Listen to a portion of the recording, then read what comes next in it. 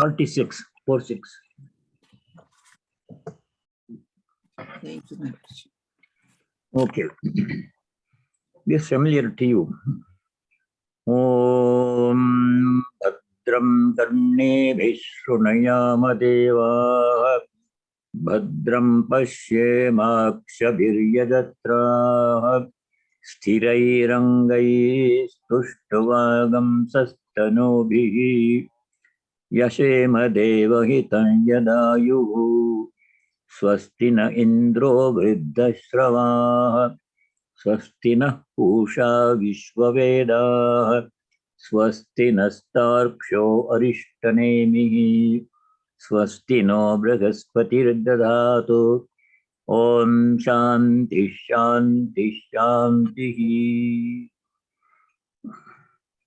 O Lord, may we hear only what is auspicious with our ears, with our eyes. May we see only auspicious. With all our sense organs of perception, Jnanendriyas, may we perceive only your presence in all and everything. With all our sense organs of action, Karmendriyas, may you perform all our actions as your worship with great love and joy. In this way, with a strong body, with fit sense organs, and a pure mind, let us lead the rest of this lifespan given to us by the Lord in such a way that we please the Lord with all our actions and always think about Him in our minds. Om peace. May there be peace and joy in our hearts. May there be peace and harmony amongst all beings. And may there be peace everywhere in nature. Adhyatmika Shanti, Adi Bhautika Shanti, Adi Daivika Shanti. Devi, did we finish verse number 19? Yes, Swami. We finished 19. We have to start 20. To start 19? 20. Okay. 20 you have to start. So from 19 until 23, those 4 shlokas contain a description of this visible world from the Sankhya philosophy point of view. According to Vedanta, there is only one reality, Brahman. There is no second entity. Ekameva advitiyam. Chandogya Upanishad says. Dvitiya means second one. Advitiya means there is no second one. Only Brahman. Ekameva. Sarvam Khalvidam Brahma. This whole, whatever we are seeing, universe, is Brahman alone. That is Vedantic view. Absolute monism. But we are perceiving more than one. We are perceiving many different things in this world. So how to explain what we are experiencing through the senses and the mind? For that explanation, Sankhya comes up with a different explanation, different view. Sankhya says, there is pure consciousness, Purusha, all right, but there is also material aspect of creation, Prakriti, matter and consciousness, spiritual and material, both parts are there in everything. That is the Sankhya view, which more or less corresponds to what we are seeing. Although the ultimate truth is only everything is Brahman, Vedanta position. That is in the Upanishads. So let us do verse number 20. The physical part of our personality, body, mind, sense organs, and all sense objects also are created by Prakriti, physical nature. We see everything. Not only our bodies, anything in nature, the sun, star, moon, earth and other planets and everything is Prakriti, physical part. But that does not exhaust creation. Existence is, there is a Purusha consciousness part. According to Sankhya, the Purusha is individual. Every being has a one spiritual part in it. It's called Purusha, with a small p. Vedanta says Purusha in Vedanta means the supreme reality, Brahman, Parama Purusha, Purushottama. So the different views are the individual consciousness in each one of us, which appears to be separate, is not really separate from the cosmic consciousness, infinite consciousness. It's only one consciousness, like space. Space is a good example. It seems to be divided into different parts, but really not. Avivaktam cha bhuteshu vivaktam cha sthitam. Avivaktam is indivisible, undivided. Bhuteshu, in all the beings, seems to be divided. Vivaktam Eva means as if.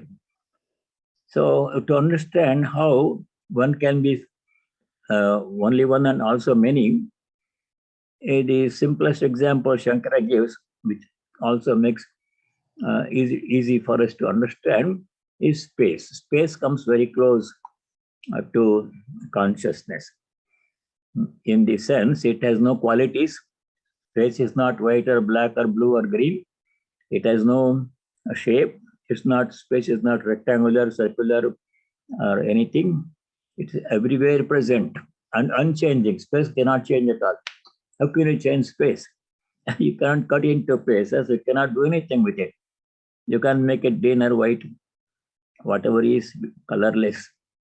So that comes easy.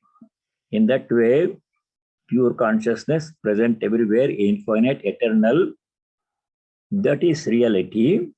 But when it is associated with a particular jiva being, animal, plant, human being, it seems to be separated.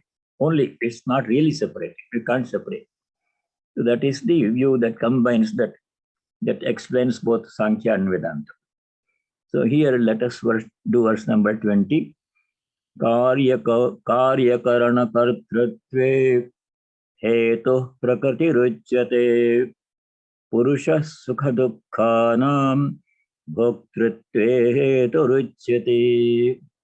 The translation is, Prakriti is said to be the cause that accomplishes the effects and the instruments. The effects and instruments means the body and sense organs. This physical body and the sense organs, how many? 10 sense organs. Mind, if you count, it can be 11 sense organs. All of these are created by Prakriti, physical aspect of our personality. That is Prakriti. Purusha, the conscious part within us, what does it do? Sukha dukkhanam bhoktritve hetuhu. Hetu means cause. The conscious part within us is the cause that enables us to experience sukha dukkha. Bhoktritva. The bhoktritva means enjoying the fruits of our action in terms of sukha and dukkha. Some actions bring sukha, happiness. Good actions bring happiness. Bad actions bring unhappiness, dukkha. We are a combination of both. If only a jiva has only done only bad actions, that will be born as an animal. Animals cannot think and discriminate between right and wrong actions. They just have to go through the effect of past karma for one lifetime. But people have an additional faculty. We can discriminate, differentiate between right and wrong. And we have the freedom to choose right and wrong, between right and wrong. What is good for us in the long run? Shreyas. What is pleasant and gives happiness in the short run, temporary, that is preyas. You can distinguish. We all have that ability. Some have more, some have less, but everybody has that ability, human beings. So that is the difference between human beings and other beings. Otherwise, other things are all common. Purusha sukha dukkhanam bhoktritve. In the experience, in experiencing sukha dukkha, Purusha hetuhu uchyate. Purusha is said to be the cause. In the creation of the body, mind, sense organs, that is the effect.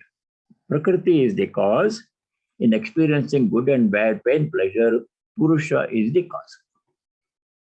So that way our experiences are explained here in the Sankhya philosophy, which is more satisfactory, conforms more to our experience. You are experiencing the physical part and you are experiencing the consciousness part. You are conscious, you are aware of the fact that you are conscious. That is the Purusha part in us. We know that you are conscious. And we can also distinguish between right and wrong, good and bad. That faculty also has been given to us, buddhi. That way, Purusha Prakriti work together in every personality. In all of us, Purusha Prakriti is there. The physical material part and the thinking part, discriminating part, pain, pleasure, experiencing, everything is there. So this shloka 20 explains our personality as it is experienced, as it is seen. Vedanta says what you are seeing, pain, pleasure, all the body, mind, these are all only mithya, really not there. You are only pure consciousness. That is the absolute view. That is hard for us to experience, because we have to go to higher state of consciousness, samadhi. Then there is no world, no body, no mind, no world, no good, no bad, no sukha, no dukkha, only pure consciousness. But that's a long-term, lifelong project. In the meantime, to explain today's experience, this Sankhya philosophy helps. Purusha Prakriti, two parts in us. One part creates the body, mind, sense organs, Prakriti, and Purusha is responsible for experiencing pain and pleasure and discriminating good and bad. So let us go to verse number 21.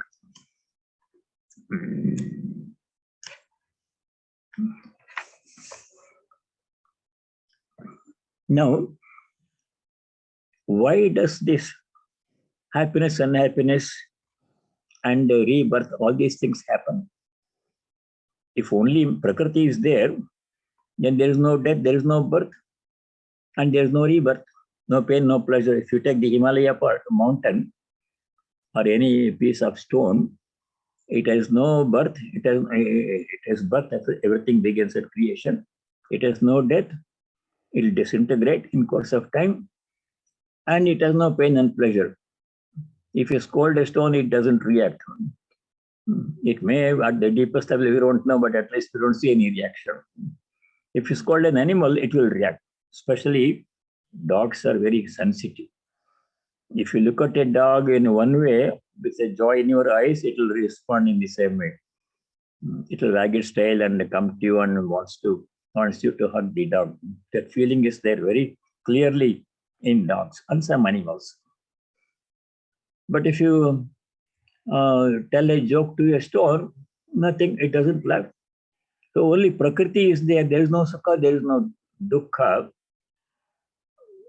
But because Purusha is there, sukha dukkha is being experienced in Prakriti, in physical part. So let us do verse number 21. Purusha Prakritisto hi bhumte Prakritijan gunan karanam gunasangosya sadasadyoni janmasu. Translation: Purusha lodged, that means located in Prakriti, in the body mind, consciousness in the body and the mind, experiences the constituents varna Prakriti. I'll explain that one. What is the constituent? The cause of his birth in wombs, good and evil, is his clinging to these constituents. His means Purushas. There is no his or her, but they use one masculine pronoun. But they in Purusha, actually, there is no gender differentiation. At the body-mind level, there is gender differentiation. Pure consciousness has no gender differentiation at all. Prakriti stha means consciousness present in the Prakriti, in the physical part. The suffix stha means present in, located in. Can you think of another word which ends with the same suffix stha? Grihastha. Grihastha. One who stays in the griha means house, householder.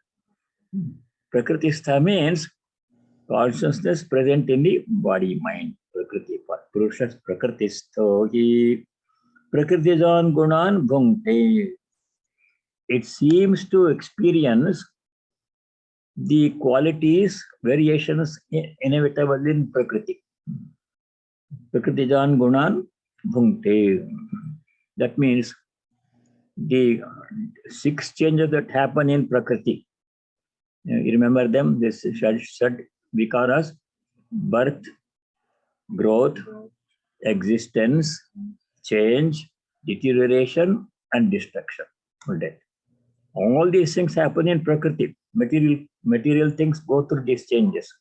But Purusha seems to experience those things. Really, space cannot, consciousness cannot grow, cannot come to existence, cannot does not have a birth or death, does not become old or sick.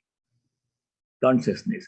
But because of its association with a particular body, Prakriti, the conscious part also appears to go through those changes. Really, it does not. But that appearance, we all feel.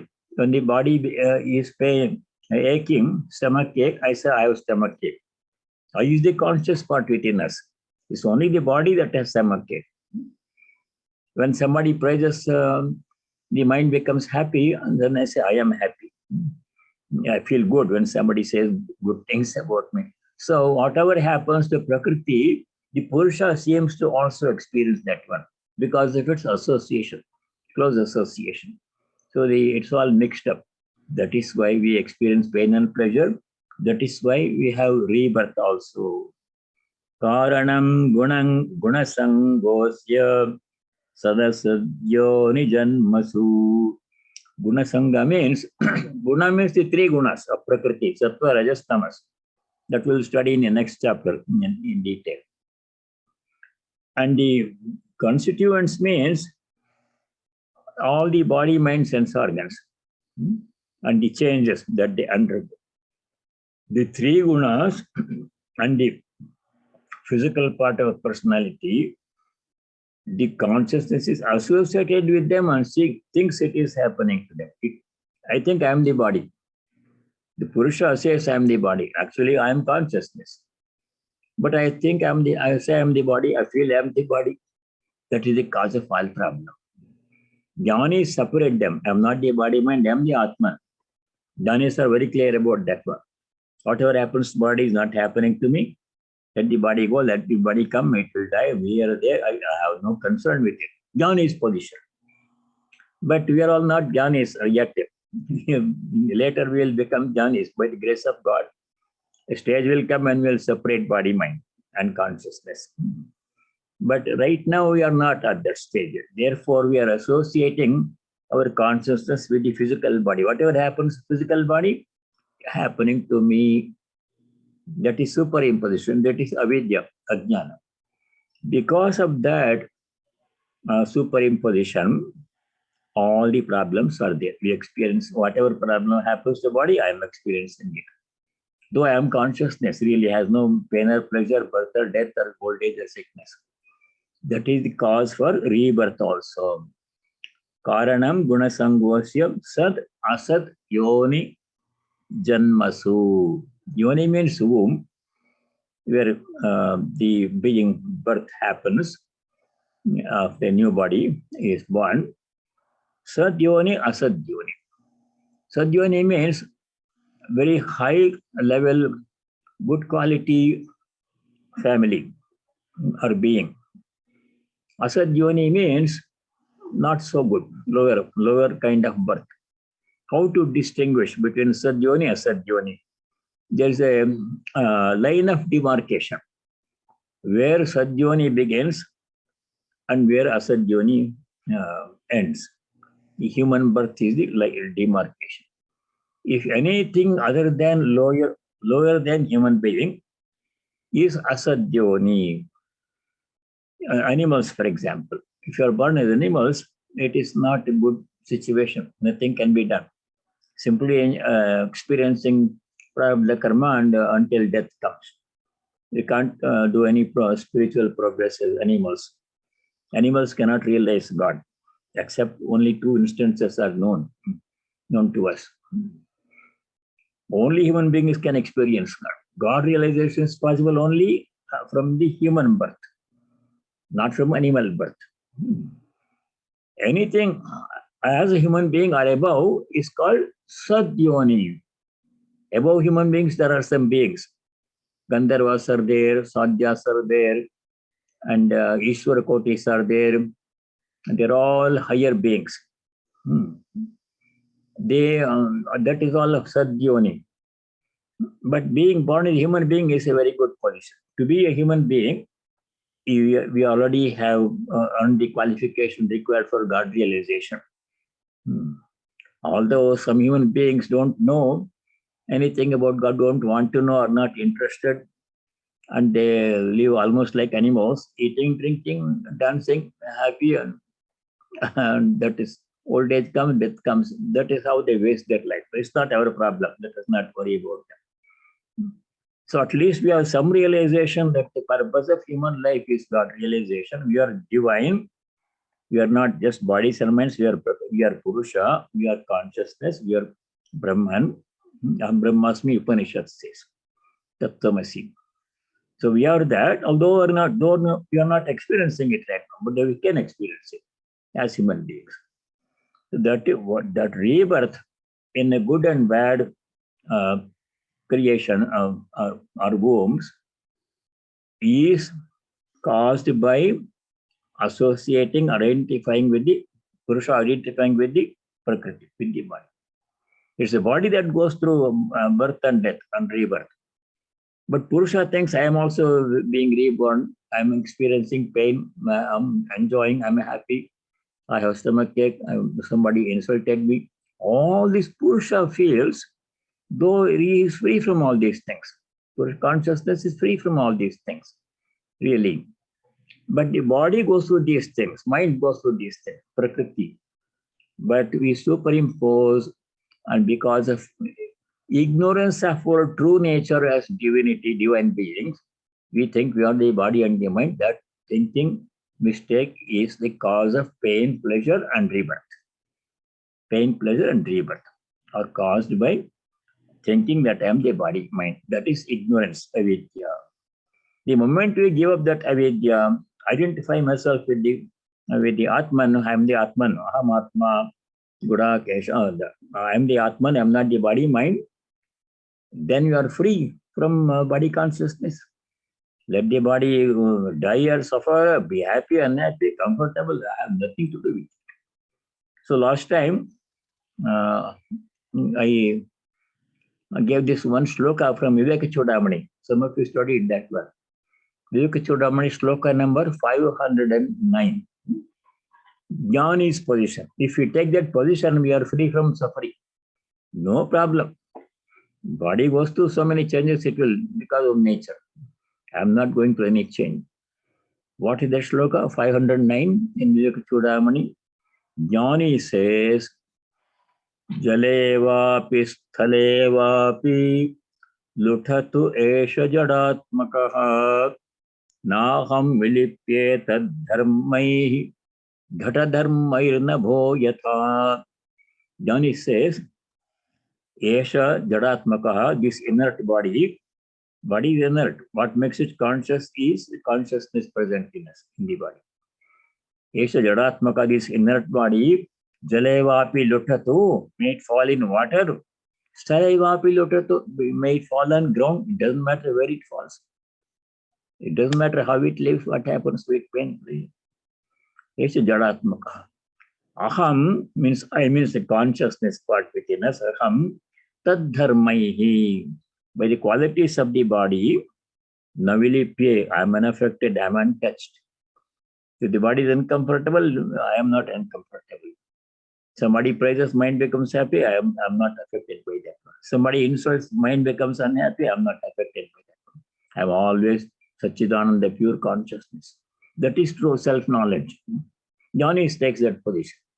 Jalevapi Sthalevapi Lokapesha Jadatmakaha Tad Dharmaihi. Dharma means quality or status of the body. Aham na vilipye. I am untouched, I am unaffected. And Shankara gives an example. How a jnani can remain unaffected by whatever happens to body. Praise or blame or insult or pain or loss or suffering. Nothing affecting jnani. How? Gives an example. Ghata dharmayirna bho yatha. Ghata means a pot. Those days, people were using earthen pots. 1 gallon capacity, 2 gallon capacity to store water and some other grains and other substances. Ghata dharma, the status of the pot, does not affect the space in the pot. Space is contained in the pot. If 1 gallon capacity pot, 1 gallon space is there, volume is there.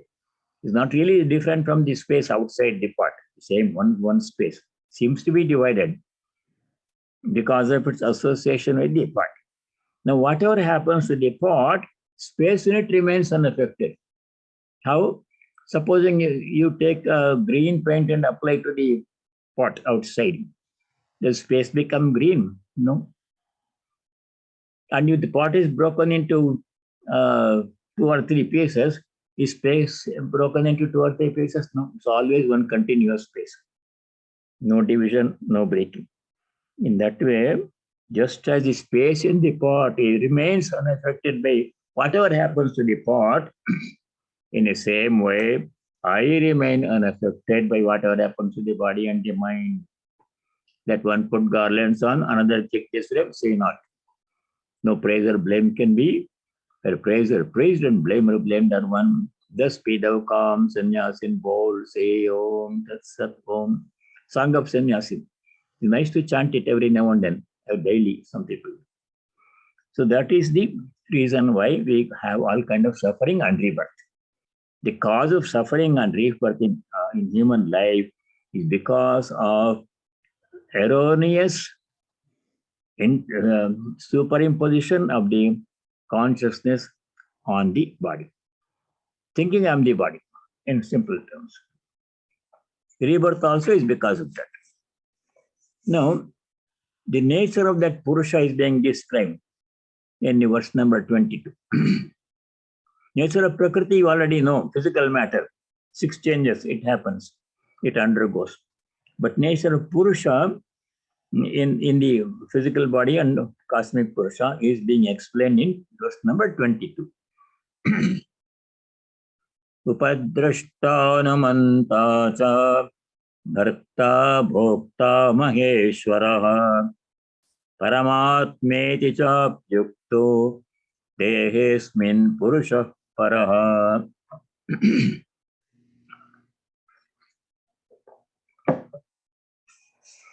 That Purusha has these qualities. Upadrashta, close observer. Upa means nearby. Drashta means seer. That Atman, consciousness within us, sees everything as a Sakshi from the closest quarters. Nothing is closer to us than our Atman. Even the mind is a little bit away, an outside object. Mind is also outside object, like body is. But Purusha is itself. He is the nearest entity to us. Upadrashta, observing everything, but not participating. Non-participating observer, Purusha. Upadrashta, from the closest quarters, observing everything. Anumanta. Anumati means permission. Anumanta means one who gives permission. Gives permission means because of his presence, Purusha's presence, body functions, Prakriti functions. But he himself does not do anything. He makes everything possible. How is it possible for somebody to do everything without doing anything? By mere presence. The nearest example is sun in the sky. He makes everything possible on the earth. Everything on the earth is possible only because of sun. Plants are growing, producing crops, animals are living, people are living, rivers are flowing, rain is happening. Everything is happening Earth is rotating, causing day and night and seasons. All this is happening because of the presence of the sun in the sky. He himself does not do anything. He stays there, 93 million miles away. Better he stays there, he should not come closer. But still, because of him, everything is happening here on the earth. If he's not there, nothing happens. In the same way, Purusha is present in all our bodies. Because of his presence, the body functions, mind functions, pain and pleasure happens, good and bad happens. Because of he himself does not do anything. Hanumanta allows everything to happen. Upadrishta namanta cha bharta bhokta maheshwara. Bharta means one who supports everything. His base is support. If he's not there, nothing functions. He supports the whole universe. Our bodies, in our own case, our body is supported by the presence of consciousness. If consciousness is not in the body, then it will become inert matter and it is not going to be there. It will be cremated or burnt or buried or something that because it can't do anything. Dead body. Upadrishta namanta cha bharta bhokta. As a jiva, it seems to enjoy and suffer good and bad in life. Bhokta means as jiva. Maheshwaraha. He is the Supreme Lord, present in us. That will come in verse number 27. The Supreme Lord, Paramatma, Ishvara, is present in all the bodies. We are going to study that in a few verses later. Samam sarveshu bhuteshu tishtantam parameshwaram. That Parameshwara is sitting, tishtantam, sarveshu bhuteshu, in all the beings. People, animals and plants. Nature also. So that is Parameshwara. Maheshwara. Bharta Bhokta Maheshwaraha. Paramatma iti chapi uktaha. Paramatma iti cha api uktaha. Chapyukta. He is also described as Paramatma. Maheshwara, Paramatma, they are all same. Asmin dehe paraha purushaha. In this body, in each individual body, that Parama Purusha, Supreme Reality, Purusha, is present as the closest observer, as the force power that makes everything possible. So that is the nature of the Supreme Reality present within us. Really, that is what we are, the conscious part in us.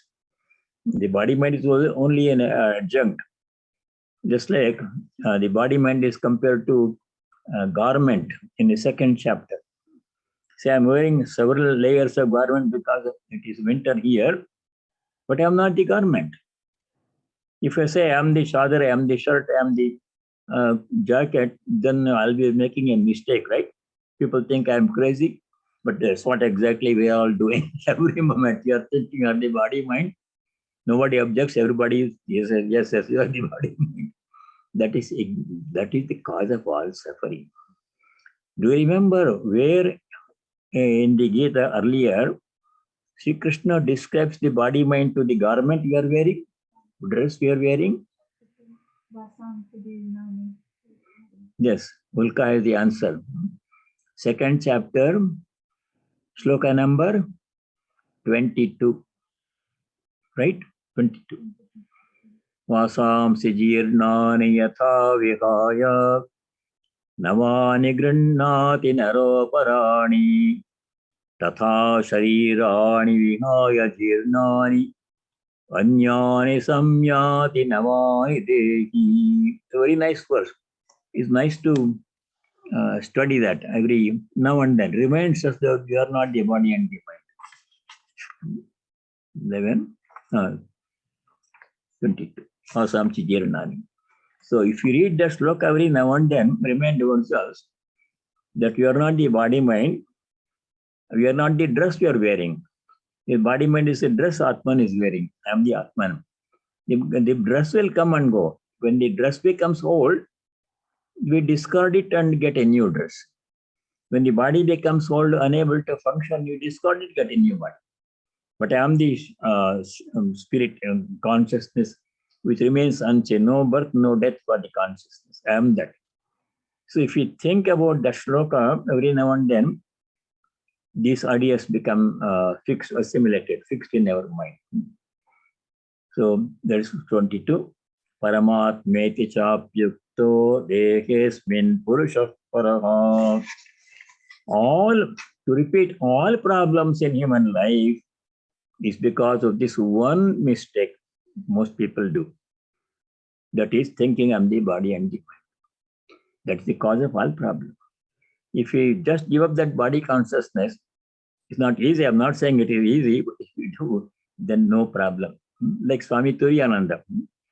Nobody can say. Yeah, at will he could withdraw his mind consciousness from the body.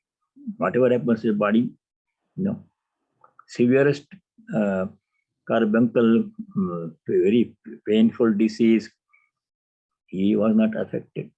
Surgery without, of the big surgery without this anesthesia, went through it, no pain. How could he do that one? For he was the greatest tapasvi. We are not at his level, but he serves as a model for us. To go to reach the level of Turiyananda-Swami is not possible. Possible theoretically, very difficult, but he addressed that. Swami Adbhutananda also, Dr. Maharaj, he had also a lot of health problems, but never said anything about it. He could bear that. Those are people who are our guides, guidelines, models.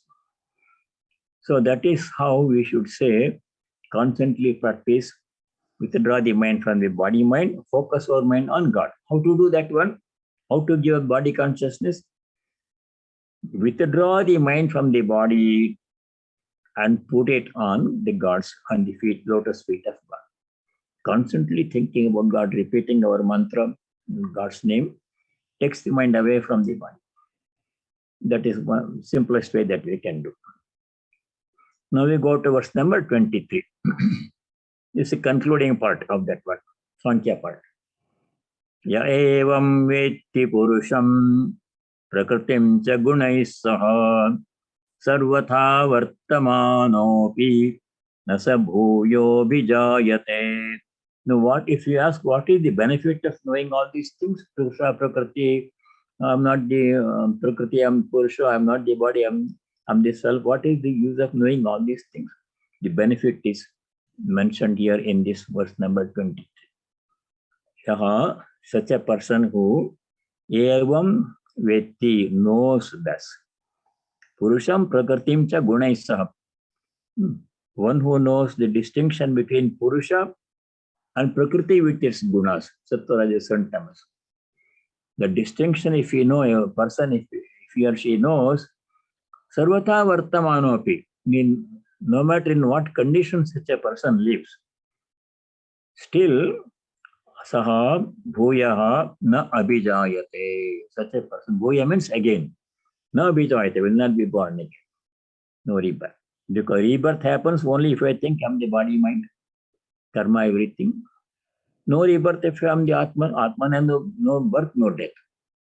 Najayate, namriyate va kadachit. Remember that shloka, second chapter, shloka number 20 to 20. Atman has no birth. Najayate. Namriyate, it does not die. Eternal. Kadachit, ayam bhuta bhavita va namo. Ajaha. It says birthless. Janma or ja means birth. Aja means birthless. Does not take birth. Body takes birth. Atman does not take birth. Ajaha nityaha, eternal. Shashvata, permanent. Puranaha, ancient, beginningless. Anadi. Lahanyate hanyamane sharire. Sharire hanyamane. When the body dies, which necessarily it has to go out of existence sooner or later, matter disintegrates. When the body dies, hanyamane sharire, atmana hanyate. Atman does not die. Eternal, permanent, pure consciousness, no birth, no death. That's what we are. So thinking about these slokas, studying these slokas again and again, and thinking about them, makes these ideas clearer. And slowly conviction will come. It will take time, but it will come. Evam meti purusham prakritim cha gunais saha. A person who knows Prakriti and Purusha, Prakriti with all the gunas, sarvatha vartamano api, even if he is present in any kind of situation, living, not necessarily in a very good house, in a mansion, driving expensive car. No, it can be any place, in a hut, in a forest, anywhere, or in a cave or under a tree. Doesn't matter where or how such a person lives. Saha bhuyaha na bijayate, will not be born again. I think I told the story of Raikwa, maybe in the other class. There was in Chandogya Upanishad, there is a story. There was a Brahmagyani, and that Brahmagyani didn't have any outward signs of Brahmagyana. There was nothing special about him. Actually, he was a very poor person living under a cart. He didn't have a place, no house, no apartment, nothing, no building. He had a cart. During the day, he would pull the cart for other people, get some money. Cartman, manually pulling the cart. And at night, he would sleep under the cart. No proper address, nothing. Whatever food, what he could get. And he was scratching his body, living. Nobody paid attention to him. Everybody just, poor cartman is there. But he's a Brahmagyani. How he came to light is an interesting story in Chandogya Upanishad. The kingdom in which this cartman was living, his name was Raikwa. Raikwa was his name. In that kingdom, the king was Janashruti. King's name was Janashruti. He was a Jnani. And then he was one day relaxing in the terrace of his palace with his wife. And some birds were flying in the sky in the evening, cranes. And one bird was talking to another bird. The king could understand what the birds were speaking. He had that ability to understand birds' language. One bird was saying to another bird, see, this king, Janashruti, thinks that he is a big Jnani, but bigger than him, greater than him is Raikwa, the cartman, who is a greater Brahmagyani. One bird says to another bird. So the king understands that one. Then the king becomes curious. Who is that other Brahmagyani greater than myself? So he sends his messengers. King sends his messengers. Why I'm saying all this? Because Sarvata Vartamanapi, no matter in what condition a Brahmagyani lives, he is in supreme happiness. So the king's messengers go and look for a Brahmagyani in the kingdom. King ordered them to find out. They couldn't find any Brahmagyani. Then the king sent them again. See, there must be a cartman living under a cart. He's a Brahmagyani. Find such a person. So after searching everywhere, every part of the country, the messengers found a cartman. There was a cart not in good condition, some cart. And under that one man was sitting there, scratching like this, unkempt, no proper address, nothing. So the king's messengers asked him, are you Brahmagyani? Raikwa says, get out of here, no Brahmagyani. He didn't want to be known. Then the king's messengers find out, yes, he is a Brahmagyani. They went and told the king, she is sitting under a cart. His name is Raikwa, he is a Brahmagyani. King goes with a lot of presents, gold and silver and fruits and flowers and everything he takes, the king. He can't go empty-handed to say Brahmagyani. And offers them, all of them, to Raikwa. Says, oh, you are Brahmagyani, please teach me about Brahman. King requests. Raikwa doesn't budge. He says, I don't know anything Brahmagyani, get out of here. King says, no, please, sir, you know Brahmagyana, please teach me. And he said, Raikwa refused.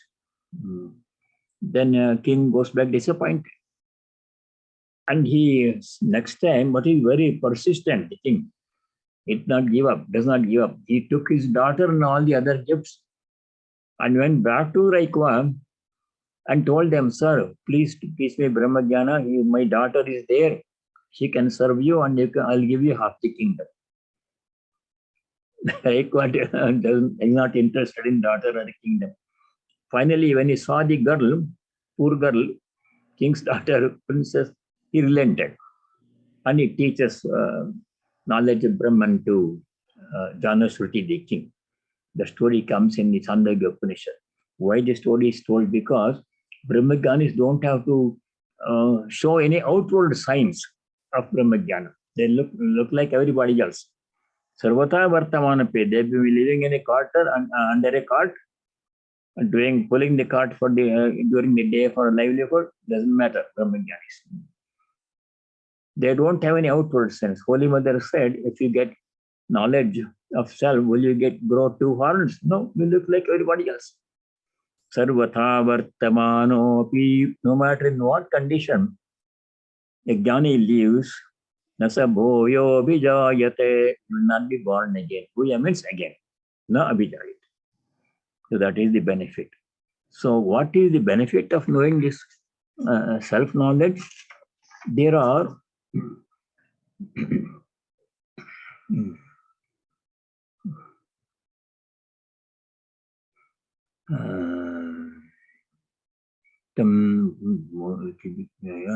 two or three places where the benefit is mentioned. 3 places. 13th chapter, 3 shlokas are there, where the benefit of knowing the Atman, self-knowledge, is described. Shloka number 12 in chapter 13. You have to review the earlier shlokas. There is chapter 13, shloka number 12. Sri Krishna says, Jneyam yattat pravakshami yajñatva amritamashnute. By knowing which, yat jnatva, knowledge of the self, by knowing which, Brahman. Amritamashnute, a person achieves immortality. Immortal means not in a physical sense. The body cannot be immortal. It will perish one day, go out of existence. It's part of Prakriti, comes and goes. But the Atman, with which one really identifies, one experiences one's divine nature, for such a person is not the body, is the consciousness. Aham Brahmasmi, he has known from experience, he or she. Such a person remains immortal. Consciousness is immortal. If I think I'm the body, mortal, it will go one day. If I think I'm the self, Atman, eternal, Najayate, Namriyate, Kadachit, that I'm doing. That is benefit. Immortality, the benefit of knowing this Atma Jnana. One shloka. 13th chapter, shloka number 18. There same the idea comes.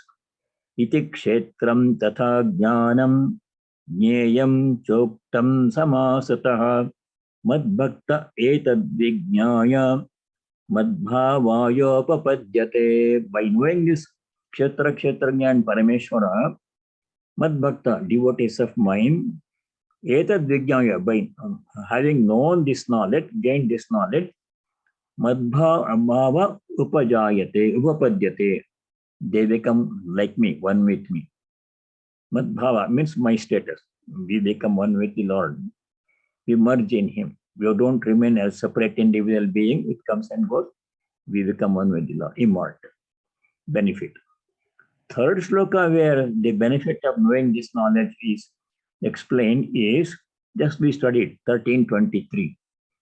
Ya evam vetti purusham prakritim cha gunais saha sarvata vartamanopi nasabhoyo vijayate. Such a person knows the Prakriti Purusha distinction and identifies with the Purusha. Such a person na bhoyaha abhijayate, will not be born again.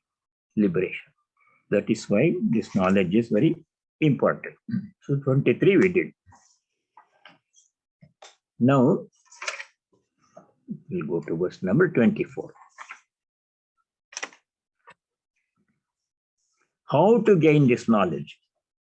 The next 2 slokas, 24-25, Bhagavan Sri Krishna gives 4 different ways in which people can know self-knowledge. Whichever is suitable to us, we can follow. So let us do 24.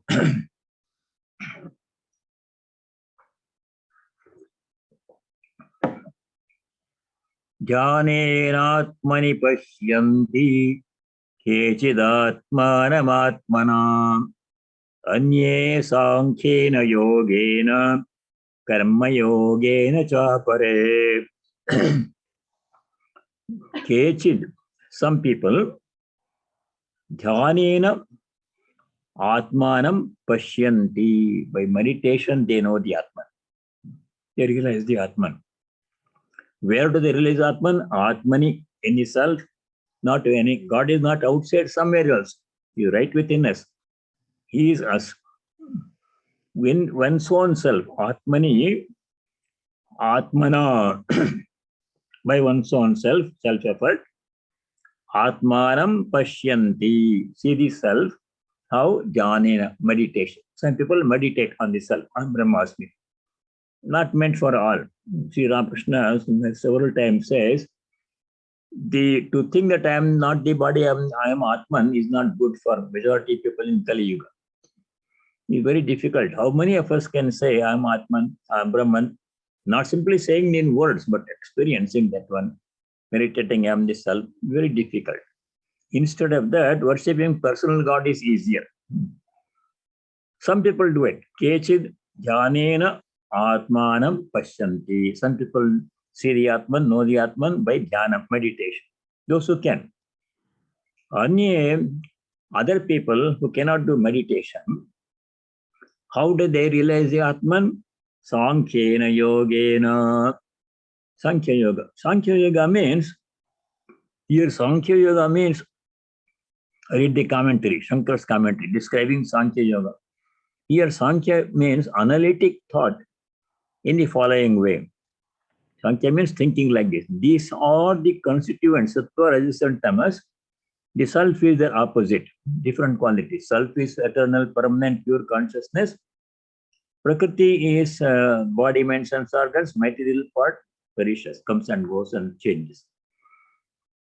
The opposite, being weakness of their operations. This thought is a yoga by which they see self by the self. That means constantly distinguishing body from the self, body, mind from the self. Viveka is also what is real, what is unreal. Sri Ramakrishna says, one should practice discrimination between real and the unreal. What is real? God alone is real. Atman alone is real. Body, mind, world, everything is unreal. But constantly discriminating like this one, we begin to appreciate that we are not the body, mind, because it comes and goes. It's not permanent. I am this, I am always there.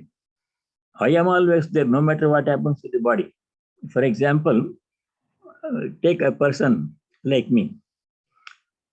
I is always there from my birth until I die, and even after I die also, Atman, I will be there. I died like that one. Ramana Maharshi experienced death.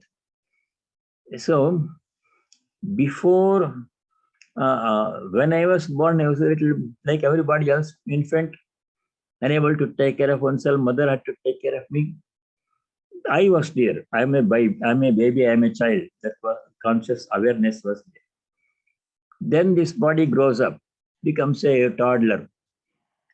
This is my toy. I want to play. I'm hungry. Toddler. I is still there. Then that toddler becomes a preteen. Then also I is there. I'm 9 years old now. This is my book. This is my mother. Like this, I is still there, but their body has changed from infancy to preteen. Give you some more time, a teenager. Then the interests are different. Then games and sports and movies, all those things. Nothing was there in our time. No computer, no electricity, no cell phone, nothing was there. But it was good. We didn't have any problems. No distractions. So I was still there. I'm a teenager. I'm 16 years old now. Nowadays, 16-year-old means you have to start driving. Those days, no person, no car was there. There didn't know anybody who had a car. We had not even seen a car in villages where we stayed. Then a teenager becomes a youth, young man, 22, 25 years old. So then a job, college finished, getting a job. I'm a worker, I work in this office. I am still there, but the body has so much changes happened in the body mind.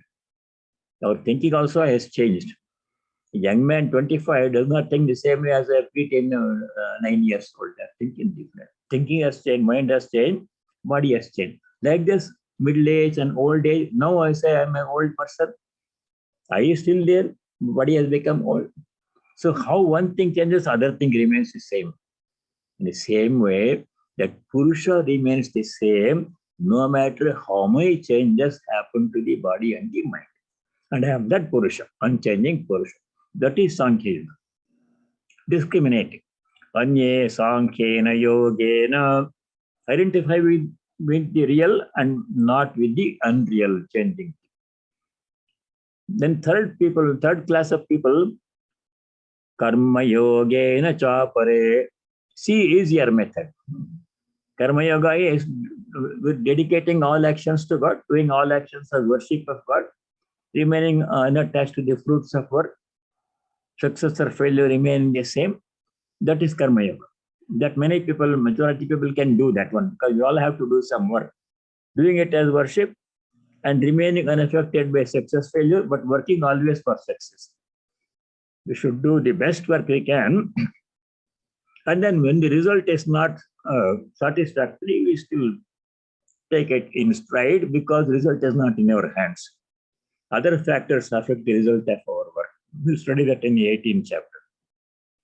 That is Karma Yoga. I shall mention 2 slokas which make it easy to know what Karma Yoga is. So many slokas are there throughout Gita. Karma Yoga comes in many chapters. But 2 slokas tell us briefly, remind us what Karma Yoga is, that we can practice, put into practice. One is 927, chapter 9, sloka 27. Gist of Karma Yoga, only one instruction. By doing that one instruction, we reach the goal. Nothing can be simpler than that one. What is 927?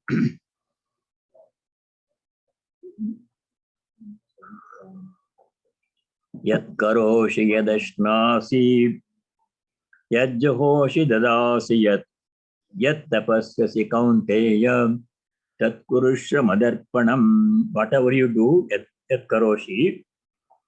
For example, yadashnasi, whatever you eat, eating is mentioned first, which we do every day, many times.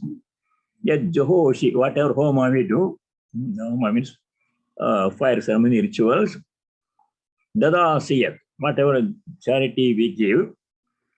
Yat tapasyasi, whatever austerity we do, like japa, meditation, etc.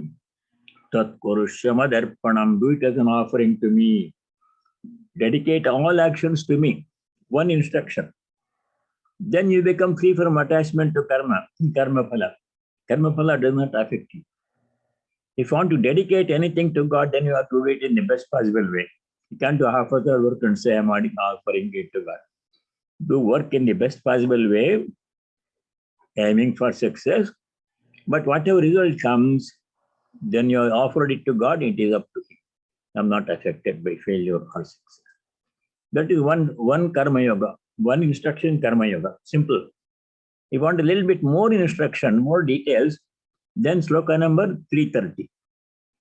Chapter 3, sloka number 30. 2 slokas are enough. One is enough. So what is 330?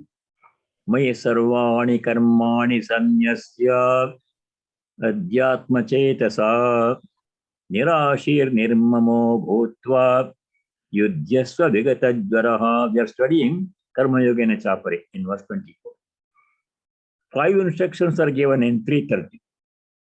One instruction in 927, enough.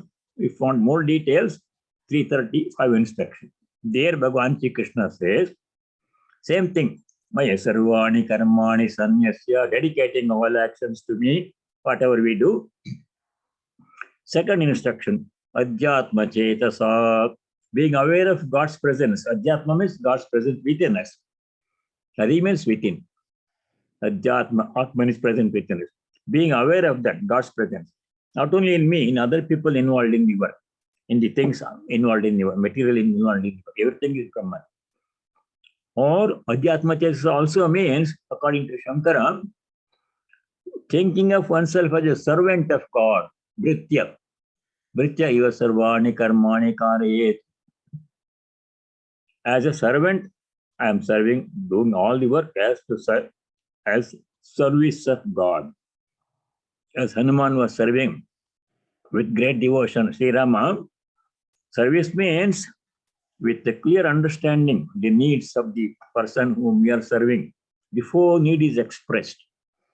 Like Totaka was serving Sankaracharya, like Latu Maharaj was serving Sri Ramakrishna. They don't have to be told, I want this one. Before they are told, the servant must understand the need of the person served and fulfill it. That one. Best way to serve in a very pleasing, satisfactory manner. That is second meaning, second instruction. Third instruction is Nirashi Bhotva. Asha means hoping for benefit from any work. I am doing this work, I must get this benefit. That calculation should not be there, because you are offering the work to God. Whatever happens is up to Him. I have done my part. Doing my work is my part. Giving the result is His part. Whatever result comes, I'll accept it. Pain, loss or gain, it doesn't matter to me. I've done my part. My part is to do the work in the best possible way. Offer it to Him. Then I'm free. No attachment to karma phala. Nirashi bhutva. Fourth instruction is nirmamo bhutva. Mama means mine. Mine is, there is no such thing as mine.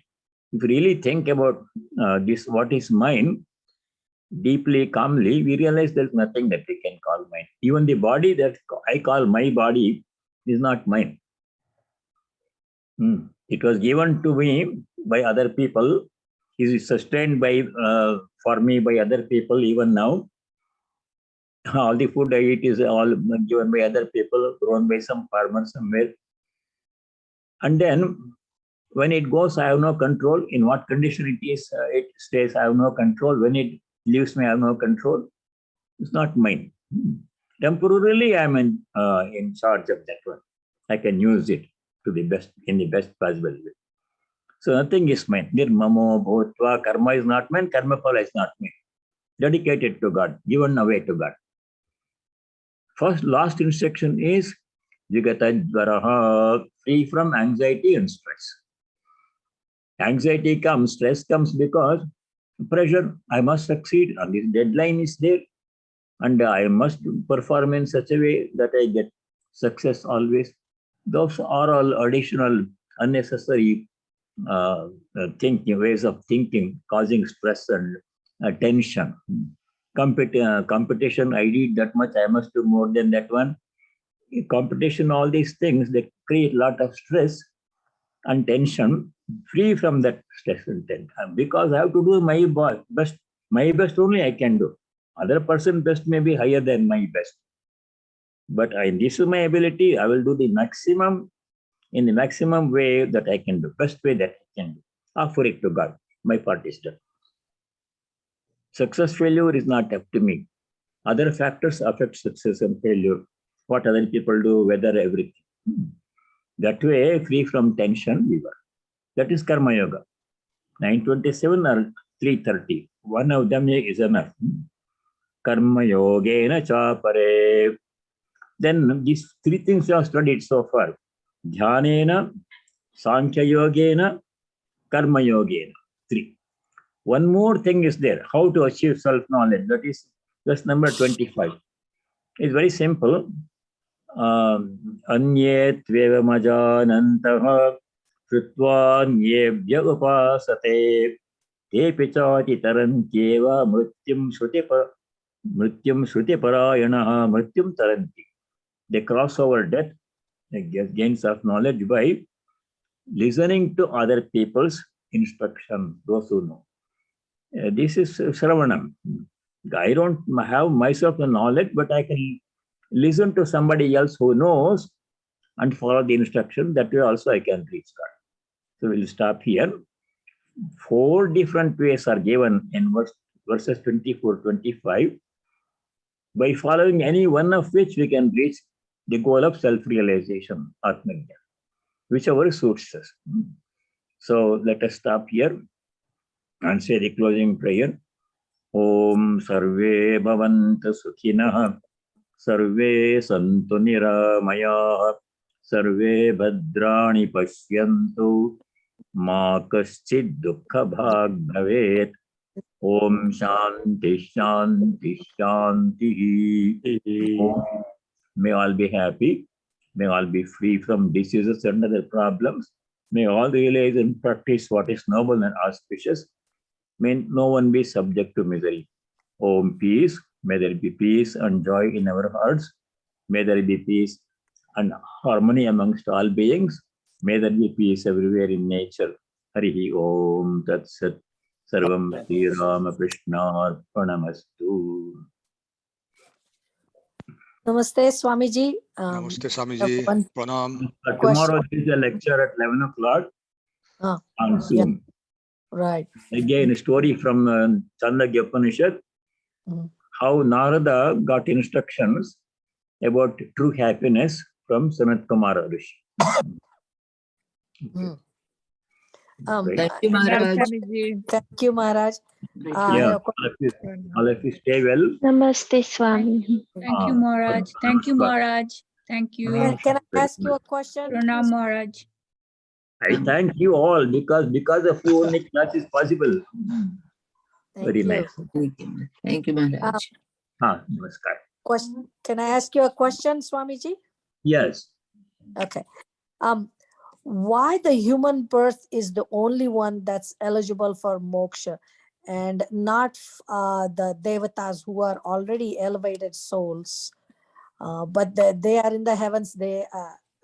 It's always a little confusing. Only why is the human birth one eligible for moksha?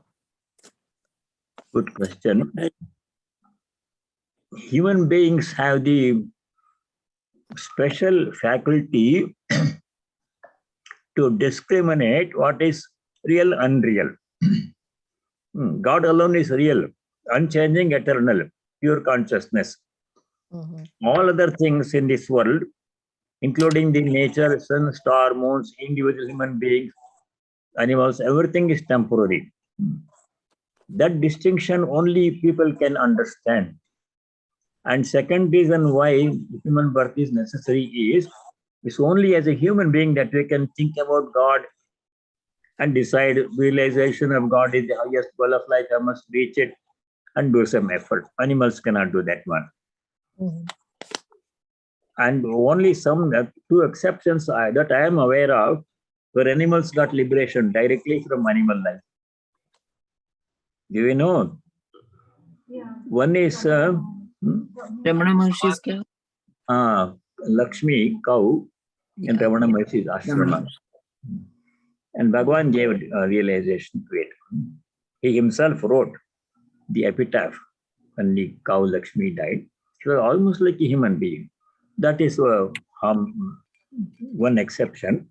Second exception is Gajendra in Bhagavatam. Gajendra Moksha, you remember? The elephant that was caught by a crocodile and was being dragged into the water, it was going to die.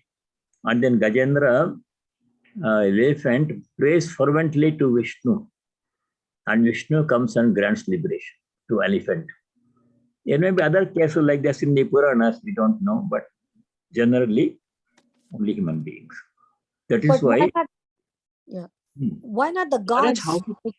Gods already are at a higher level in the heavens, but they cannot moksha. They are intellectuals, right? Being a god is also not a permanent thing. It's a position like Indra, for example. Right. Indra is not one person. There is a term limit for being Indra, and after finishing that one, he will go to Brahmaloka and achieve liberation gradually. but another person becomes the Indra for the next cycle, like that one. Those are all temporary positions. And when the person has so much power, they are absorbed in their own power, their own. That is Indra also makes mistakes. Indra right. is also subject to Kama Krodha. Many times in the Puranas read, Indra became afflicted with Kama, Indra became very angry and punished somebody. This Kama Krodha, they are not free from that one. People can become free from that one because they have so much power. The great Rishi like Durvasa also you become very angry for small things. Would waste all these spiritual powers gained by tapas by becoming angry and cursing somebody and start all over again from square one. So human beings are the best qualified to realize God. Okay, so even though these gods are in the heavens and because they are so intoxicated with power, their intellect is deluded in not wanting to have moksha and freedom from birth and death cycle. Enjoying their power, not all gods. There are gods who are also sattvic. Right. Sometimes some of them become influenced by the power and they become angry, etc. Right. But generally, they enjoy the good things they have done in the Devaloka, then they'll go to Brahmaloka and achieve liberation. Gradually. But they don't have the intellect like we do to desire to go to God, moksha, and a permanent no more birth and death cycle. They do eventually.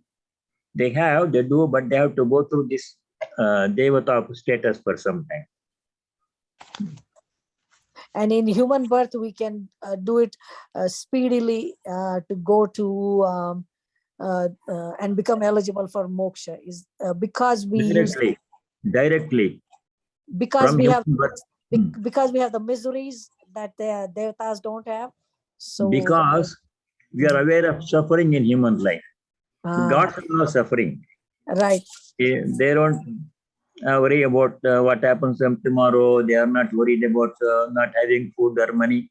People have suffering. That suffering motivates us to find a solution to all suffering, permanent solution to all suffering.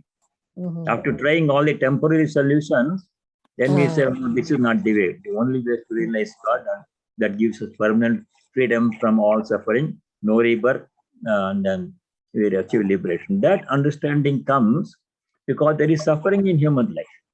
Right. It drives us. After trying so many things, we say, oh, no, this is not the way. Only God's way. That realization comes. Yeah. Okay. Thank you. Now that's clarified because I was wondering about that. Thank you, Swamiji. Okay.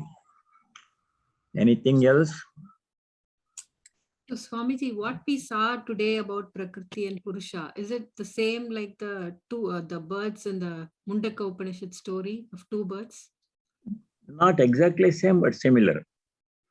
Yeah, one bird, lower bird, is more Prakriti oriented, concerned about the body, food, eating, good and bad, pain and suffering. The upper bird has already realized that I am not the body, mind, I am the Atman. That kind of knowledge the upper bird has, but is remaining calm, absolutely calm, unaffected, not seeking anything, nothing. It's somewhat similar. Different ways, different levels at which we exist.